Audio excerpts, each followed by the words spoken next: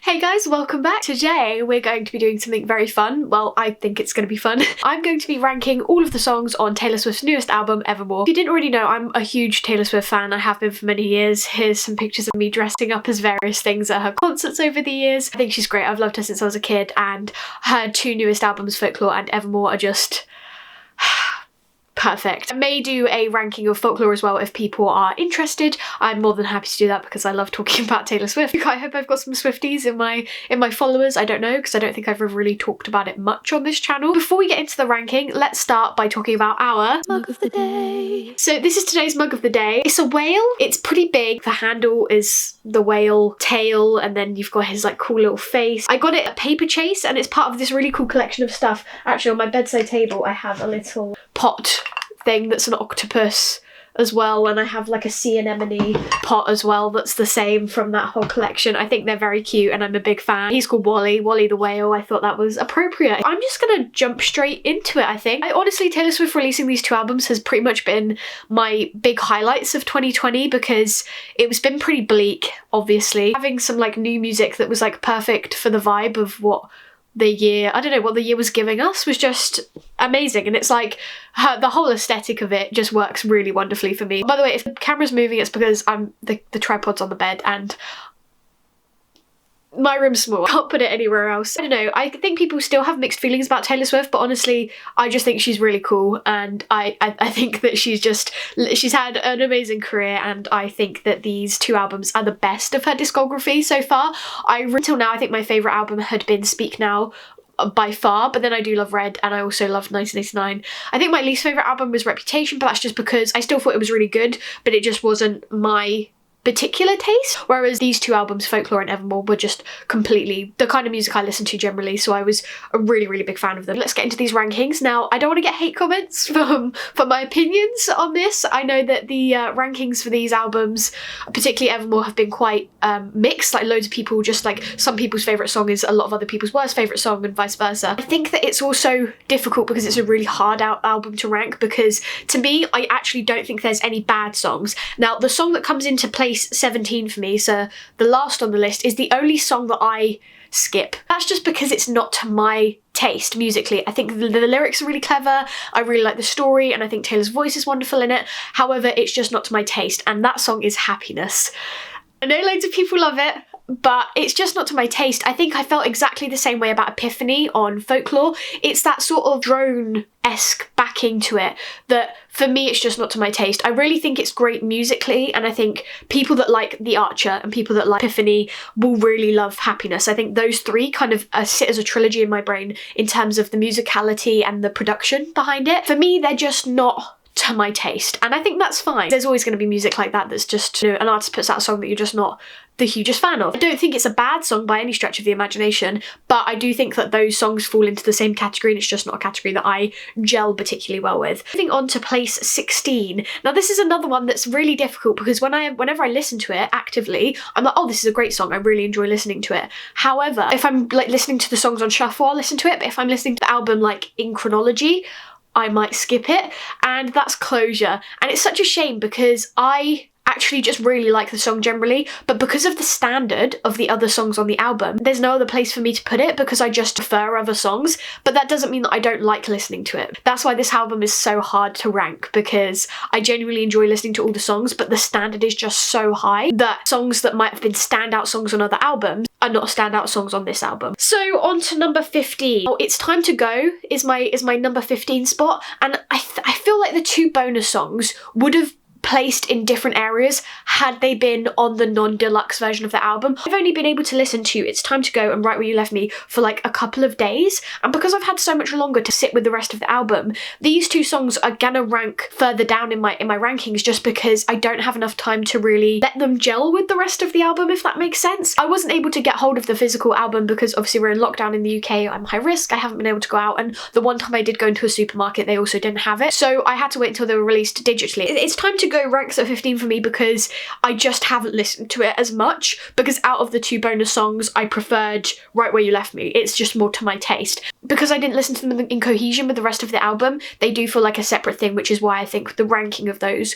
may change in the next couple of months as I start to listen to the whole album again with those songs included. I feel like a lot of people are in the same boat with that in terms of their rankings. So if you see me looking down, it's because I've written this all down in my notebook. In number 14 is Cowboy Like Me. Again, it feels harsh to rank it so low, but it just, in comparison to the other songs, it just doesn't hit right with me. Cowboy Like Me is still a great song and I really like it. I really like actually that like it starts with an and, like it just starts in the middle of a story. It starts at the beginning, not even at the beginning of a sentence, it's sort of in the middle of a sentence. And I really like that. I think it's a really interesting way to start a song. I think musically and in like for the narrative of the story of the song, that works really well, and it provides a bit of it's just a bit more interesting. And I think that because Taylor Swift songs usually, particularly in this album and in folklore as well, they tell such clear narratives, and so I think that that's a really interesting device that was used for this. I think the story of Cowboy Like Me is a very interestingly told one, but just in comparison to the other songs on the album, it's just not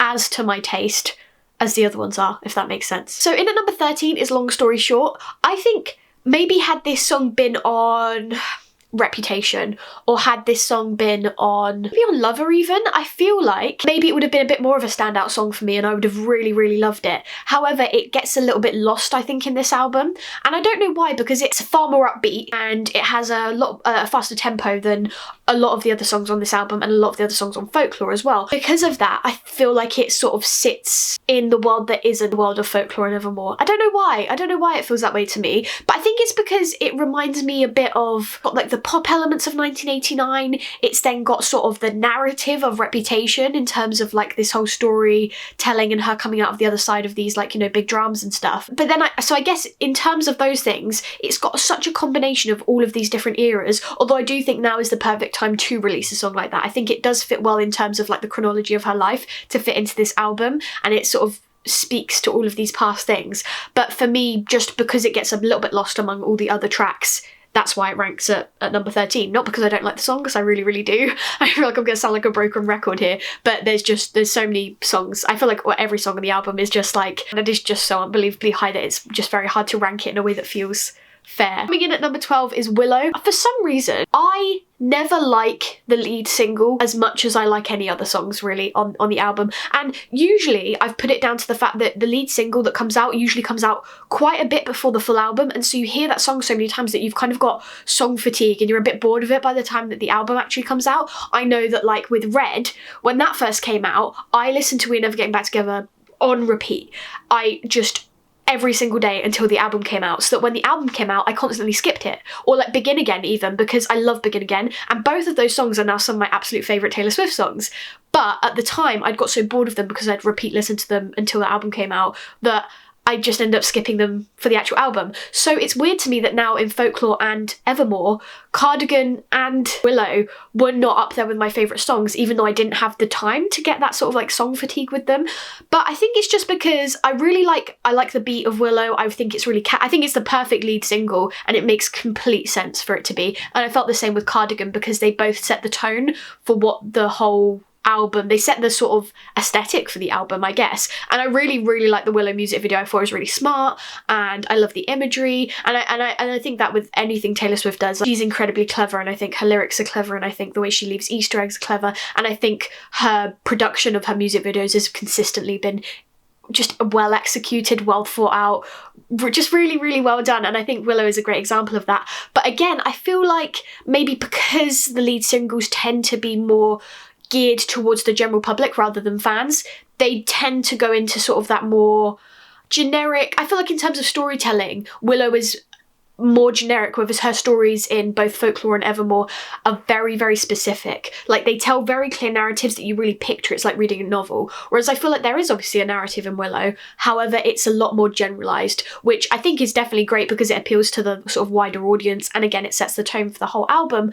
However, I think it's just not as specific, and maybe that's why I don't sort of gel with it as much. Still a really good song, I wouldn't skip it, it's still a bop, but it just doesn't hit the same way that some of the songs that rank higher up do. Okay, number 11, Right Where You Left Me. I feel like this has the potential to rise even higher in my ranks the more I listen to it. The first time I listened to it, I loved it because it really threw me back to sort of Fearless Speak Now vibes. I've been listening to Taylor Swift since I was 9 or 10 years old. I remember when Teardrops on My Guitar got released and I came home from school and I'd put like, you know when you could get like music videos up on the TV, watch the music video on the TV at home when I got home from school, and the music video for Teardrops on My Guitar and Love Story were just constantly playing, and I was just obsessed with them. And at Christmas I would get given the newest Taylor Swift album if one had come out, and I was just a huge fan from then. And so this song really reminds me of those more country roots. It definitely has that sort of vibe, and I actually think this song stands out on the album because of her vocals.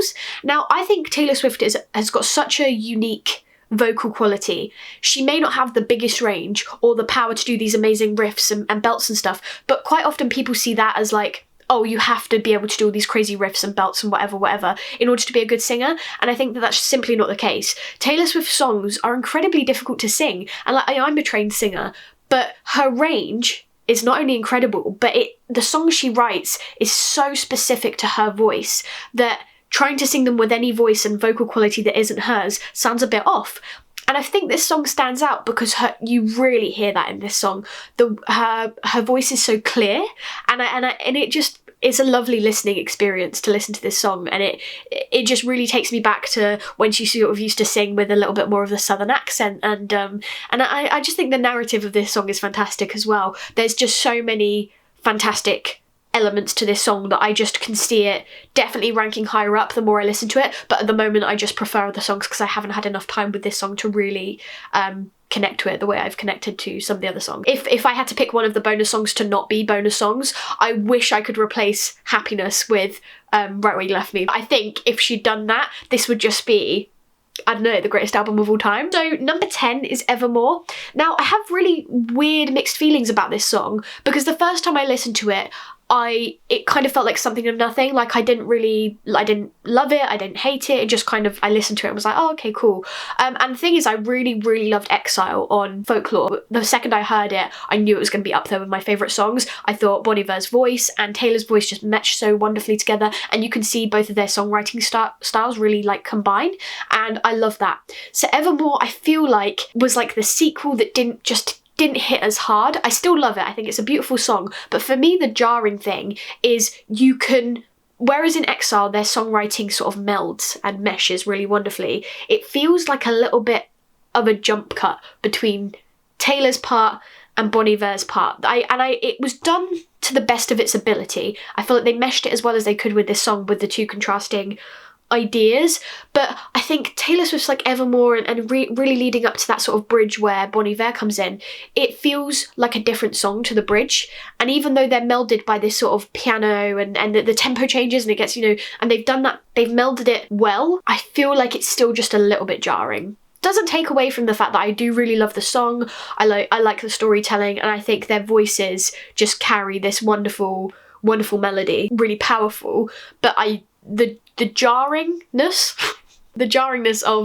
of those two elements means that I can't rank this song higher, just because every time I listen to it now, once I've noticed it, which I didn't notice it the first few times I listened to it, but then the more I've listened to it, the more I notice it, it like takes me out of the narrative, or takes me out of the song for a minute. Number 9 is Ivy. It's weird because Ivy could float around my entire ranking from day to day, and it's one of those songs that if I'm going to put on a song from Evermore specifically, I won't pick Ivy, but when I'm listening to the album on shuffle or as a whole, love it when it comes on. And I think it's just because it feels quite, I love the narrative of it, and the more I listen to the song, the more clever lines I hear, and the lyrics and how they paint this picture and how many metaphors are used, the more I appreciate the song. However, because of like the melody, there's no crazy amazing bridge, or in terms of musicality, it kind of stays sort of on one level for me. Very enjoyable to listen to, but not a song that when I listened to it for the first time I was like, I need to listen to that again on repeat. So that's why it kind of sits like, I guess, nearer the top, but still somewhat in the middle of my ranking, because I think storytelling wise, beautiful. It leaves quite a lot to your imagination and up for interpretation, but it's very specific again, which is something I think of is the same with poetry, and why I think that if Taylor Swift wasn't a singer-songwriter, she would be a very reputable and renowned poet or writer, because I think it was something that I look for in poetry, and what I think is a good mark of poetry is specifics, but specifics told in a way that no matter what your situation, you can relate to it. And I just think that it's such an art to be able to create that. And like Ivy tells that story wonderfully and is very specific, but it still leaves so much room for interpretation. And I just think that that's a fantastic device in both songwriting and poetry and just writing in general. Number 8 is Coney Island, and Coney Island grew on me. When I first started listening to it, I was like, yeah, it's a nice song, but I don't really understand it, so I find it hard to relate to, because contrary to Ivy, it's almost too specific in a way that I feel like I appreciate the song more because I spend a lot of time on Stan Twitter and on Tumblr and on TikTok. I've seen a lot of like the theory breakdowns and stuff for this song. I really like one of the interpretations I've seen of it, which is the interpretation I think is probably the most accurate, is that it's written from the perspective of various men in her life, from her dad to her ex-boyfriends to her old manager, and each sort of segment of the song is written from their perspective and then all melded into one, and it chops and changes from line to line. And I think it's a really, really interesting narrative device to do that and to write from these different perspectives. And for me, that really, understanding that level of it made me appreciate the song a lot more, because as a song musically and lyrically, it's really nice to listen to. I love the melding of the voices. I feel like it's pleasant to listen to in a way that makes you feel emotions even if you don't directly collect to or relate to the story that's being told. You know, the repetition of Coney Island and the imagery of sort of like something that was once amazing and, you know, turning to something that's not, and going back to this place to relive all of these heartbreaks or difficult times, and going back to the same place after every single thing happens. I think there's so much to be done with it and so much that you can get out of listening to it. And overall, I just think it's a really beautiful song, and my appreciation of it was enhanced by sort of looking into it a bit more and sort of trying to understand those lines. And that's not for everyone. Some people don't want to have to do that work to appreciate a song, and I think the song can be greatly appreciated without that work as well, but for me it just enhanced my listening experience. Number 7 is Marjorie. Now from here on out it becomes so much harder to rank, because all of these songs right up to number 2, I could easily mush them all into one thing, because I think I love them all so much. And like when I first listened to the album, I was like, oh my god, I don't think I've ever listened to an album where I just couldn't, you know, when you listen to an album all the way through for the first time because you're really excited, you're right, okay, I'm gonna listen to this whole thing, and then immediately, usually there's like one song that you're like, I have to go back and listen to that and repeat several times. But I was so like overwhelmed when I finished listening to Evermore, because I was like, oh my god, there's like 6 or 7 songs that I just need to listen to again, but I can't decide which one I need to listen to first, and like, you know, how do I become acquainted with these songs in a deeper way quickly as possible, because I need to listen to all of them at once. In number 7 is Marjorie, and yeah, it could be higher. I think it's so beautiful. Like, knowing the sort of story behind it as well is something that's really greatly deepened my appreciation for it. The fact that it's about Taylor Swift's grandma, and you hear all of these you know, phrases that her grandma would say, and then I think it's really heightened for me, but the fact that they actually use her grandma, who was an opera singer's like vocals in it, when she says the line about her singing to her now, and you can hear then the operatic vocals of her grandma. It's so beautiful and so well done in such like this subtle way that maybe if you didn't know that, you just wouldn't, you'd think, oh, that's cool, like it's cool effect, cool sounds in the song, but you wouldn't know the meaning behind it. I was already struck because the song really speaks to the wider subject of like grief and grieving for loss, and having lost like an elder relative that was really important to me, that it really hit even without fully knowing the story behind it. The first time I listened to it, even though I didn't know the story, it brought up in me the feelings of like grief and release and loss, and like trying to make up for lost time and wishing you'd done things differently. And that is something that I think is just so beautiful and is a mark of just an amazing song that does exactly what it was supposed to do. And so I just adore this song. It's amazing to listen to, it's really emotional to listen to, and I just think it was executed beautifully. Hi guys, so it's editing Laura here. I realised as I was editing, I actually have finished editing the video, I got all the way to the end, and then I was like, wait, hold on a second, I'm missing something. I never talked about Tolerate It. I just completely skipped out the fact that there was a number 6 in this ranking. So Tolerate It is coming in firmly at number 6. I don't know how I missed this song because it's literally one of my favourites. I had to double check that I'd actually written it down, and I had. It's there at number 6. I adore Tolerate It. I won't talk about it very long, but I just think it's just so unbelievably heartbreaking, and and also I feel like I've never really heard a song. Maybe it's just, maybe I have limited music taste. I don't know, my music taste is all over the place, but maybe I just haven't been looking for a kind of song that had that narrative. But I feel like it's quite a unique point of view, a unique perspective. I just think it was done so beautifully, and there's like a lot of lyrics in it that I just thought were very smart, very well executed. So yeah, I just wanted to jump in and say that because clearly I'd forgotten that the song existed when I was filming this. So okay, number 5, Nobody No Crime. Now, I wish this was like higher up, but like I said, all of these merge into one. It speaks to like the country fan in me, because I do love country music. It reminds me of like a Carrie Underwood song. It's like that typical sort of country narrative of like a murder mystery almost amongst music. And you know, something that I love about country music is the storytelling, the very clear narrative, the beginning, middle, end. And another thing that I just adore about words and language is using a phrase and adjusting one word and it means different things for the entire sort of narrative, and it pushes the narrative along. You know, using the I think he did it, I think she did it, you know, they think I did it. From a words perspective, fantastic. I just can't get over how wonderful it is. It's just everything. It's everything I would want from a song. And I know for a lot of people it's their number 1 song on Evermore, and I don't blame them because it really is fantastic. It's just well done, it's well sung, the vocals are great, the melody's great, the story's great. There's just nothing wrong with it that I can see in my brain. And it's so fun to listen to. It's an all-round good time. So that it's in my number 5, but like I said, all of these could easily be my number 1 that I'm going to talk about from now. Number 4 is 'Tis the Damn Season. I think this song is just so fantastic. Like I say, it's one of those songs as well. And I'm a soprano. I'm a singer, but I'm a soprano. I don't have a good lower register, and it breaks my heart with this album because Taylor Swift really explores her lower register in this album. But not just that, she also explores her higher register, and in the same songs. 'Tis the Damn Season is one of those examples that I just wish I could sing but never will be able to, because it really shows off her vocal ability in a way that I think is completely underappreciated. And I just think the storytelling is fantastic as well. It is just amazing, and I can't sort of verbalize enough how much I just really appreciate the melding of just all of these fantastic factors that make up an excellent song. I love it, especially when sort of the track list is released and you only have a few hours till you're going to be able to listen to it again, but you kind of do formulate these opinions. I thought 'Tis the Damn Season was going to be like a Christmas song.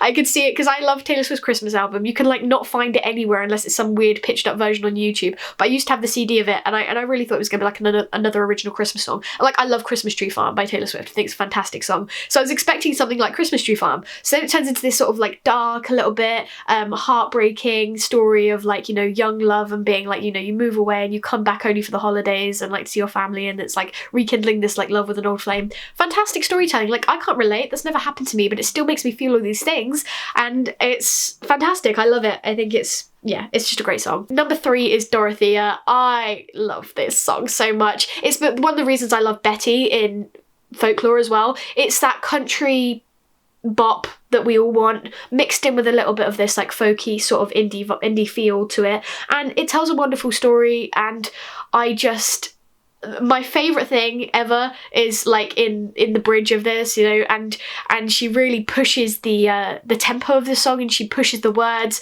and it's just fantastic. It's such a joyful listening experience. The first time I listened to it, I was like, man, this is catchy, it tells a story, great vocals.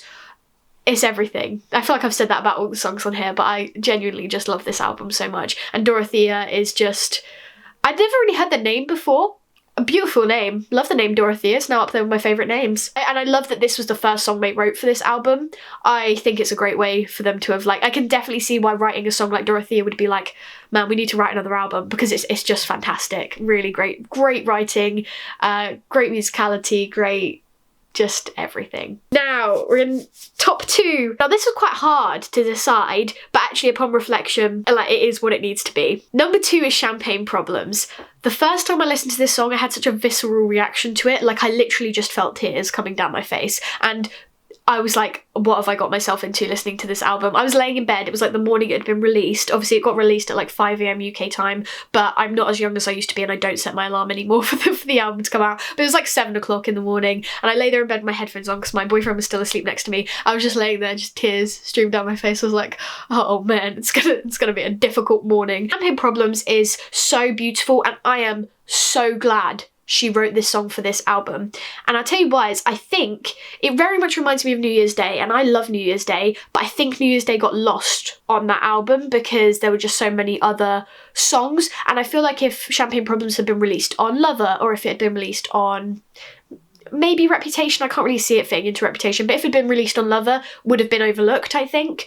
And I think that would have been a massive, massive shame because it is... oh, it's just stunning. It's beautiful. It tells this like lovely and again, it's not something I can relate to. I haven't experienced, you know, turning down a proposal, but the first time I listened to it, the story is told in such a beautiful way that you just feel all these things. You feel the heartbreak, you feel things change, and it's wonderful. It's a great piano track, and I just, in terms of having a visceral reaction to first listening to it, that was my biggest reaction, I think, on the whole album, next to the song that's in my #1 spot. So I love it. I think it's beautiful. It's fantastic. So in my #1 spot is obviously Gold Rush. Now it's weird because the first time I listened to Gold Rush, literally as soon as the sort of it kicked in with like, I don't like a gold rush, I was immediately like, this is my favourite song on the album. I've not listened to, you know, it's what, #3 on the album, and I just listened to Champagne Problems and was like, that's my favourite song on the album. But as soon as I heard Gold Rush, I was like, this is going to be my favourite song on the album, I can just tell. But then it sort of played me a little bit because I didn't expect the jump up for the what was it be like. It just took me by surprise in a way that at first I was like, I didn't like that. My initial reaction was like, oh, that ruined the song. And I don't know why that was my initial reaction, because the more I've listened to that song, the more I'm like, oh, it's perfect. Like it takes you in a direction you didn't know it was going in, and then it carries on that beat but in a different way, and then it gets back down to it, and I love that. And especially when you've gone from that beginning bit that's very like whimsical straight into the beat of the sort of verses. And so I had a very large visceral reaction, almost in the way I did in Champagne Problems, but in a different way because I couldn't tell if I loved it or hate it, and I came to the realisation that I did absolutely love it. But it took me like, I don't know, I just went on a bit of an emotional journey with it, an emotional roller coaster. Also, I feel like maybe in terms of like relatability throughout the album, it's the song I found myself relating to the most in terms of like having a really big crush and it like throws you off guard and you're like, oh my god, I'm so like, but like, I'm not like I'm a self-sabotager, but a lot of the time when I feel these like big emotions or I get really excited about something, I have to like rein myself in. I go, no, it's not worth it. It's all going to end in tears and you can't put yourself through that, so just leave it alone. And I feel like that's the message of this song in a way. It's sort of like she pictures all of these scenarios happening. Also, like, I'm very much, like, I meet a person once and I'm like, cool, now I'm planning our future. And so in terms of relatability, it's a very relatable song for me personally. I love the musicality of it. I just think it's so well done, so well written. The words, I think for me, because I'm such I love poetry, I read a lot, and I love when words fit into place in a way that you're just like, that's just beautifully orchestrated, and I can never imagine other words fitting in there. They just fit in a way that's like, oh, those words were made to go in that melody. And I feel like Gold Rush has that because of like the push of the beat and the tempo. The words just slot into place in the way that I'm just like, how do you write like that? Like, as an aspiring writer myself, I just don't understand how you write that well. It's distressing to me how good it is. So that's my ranking of the songs on Evermore. I hope you guys enjoyed it. Do let me know your rankings in the comments, because I do love seeing other people's rankings, especially for an album like this, because there's hardly any rankings apart from those that put happiness first that I'm like, I can understand the rankings of. I like everyone's rankings. I'm like, yeah, I totally get that. Like, I can completely see that. So I think it's very interesting to look at them. And that's what inspired me to do this video, because I've been watching ranking videos and stuff and I was like, hey, I could do one of those. So let me know if you'd like to see a folklore one. I'd be more than happy to do it because that would be very fun for me. I like talking about Taylor Swift, and I don't really know that many like Swifties in real life that I can have these conversations with. And I feel like, because I'm on Stan Twitter, but in a way that I just watch Stan Twitter, I don't participate, and so I can never actually share my own opinions and stuff. So it'd be great if there's like a, you know, group of people that would like to see me do that on here. That would be fantastic. Thanks so much for the support so far, guys, and do keep letting me know what videos you'd like to see from me next in the comments, and I hope you all have an amazing day, and I will see you guys next time. Goodbye.